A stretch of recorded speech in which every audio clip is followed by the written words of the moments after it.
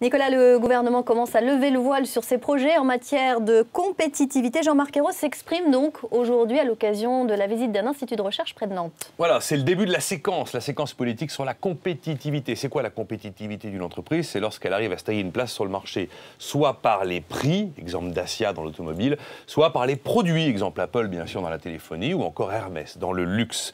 Voilà. Mercredi, on aura le projet de loi qui va mettre en place la Banque publique d'investissement, c'est un élément de compétitivité, et puis le 5 novembre, le très attendu rapport Gallois, bien sûr. Alors, faut-il s'attendre, Nicolas, à ce choc de compétitivité dont tout le monde parle? Eh bien, les petites phrases du week-end laissent comprendre qu'a priori, non. Un choc de compétitivité, qu'est-ce que ce serait? Ce serait globalement une hausse massive et importante du tandem TVA-CSG. On sait qu'effectivement, si on augmente TVA-CSG massivement, on aura un équivalent en matière de baisse du coût du travail, qui sera également une baisse massive du coût du travail. Donc, a priori, pas de choc, parce que si on touche trop à la CSG et la TVA d'un coup, on aura un autre choc, cette fois-ci, sur le tandem ménage-consommateur. Et on sait qu'évidemment, aujourd'hui, la consommation est le principal moteur de notre modèle de croissance, qui repose sur la demande, sur la consommation. Donc, hors de question en ce moment de prendre trop de risques et de casser la consommation, ce qui veut dire que notre pays n'a tout simplement pas les moyens de s'offrir un choc de compétitivité. Alors Nicolas, si le choc de compétitivité ne se produit pas, que peut faire le gouvernement? Ce sera petit choc, si vous voulez. D'abord, dire que le problème du coût du travail, ça n'explique pas tous les problèmes de compétitivité dans notre pays, ce qui est absolument vrai. Ensuite, améliorer la compétitivité prix, c'est-à-dire, oui, réduire le coût du travail,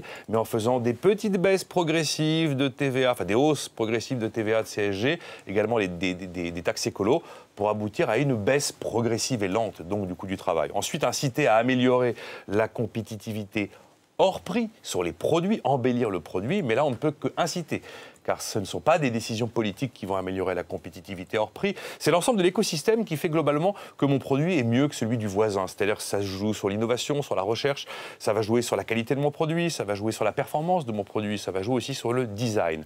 Le problème est que pour réussir la volte-face de compétitivité en France, il va falloir très probablement agir d'abord sur la compétitivité prix, le coût, pour agir ensuite sur la compétitivité hors prix.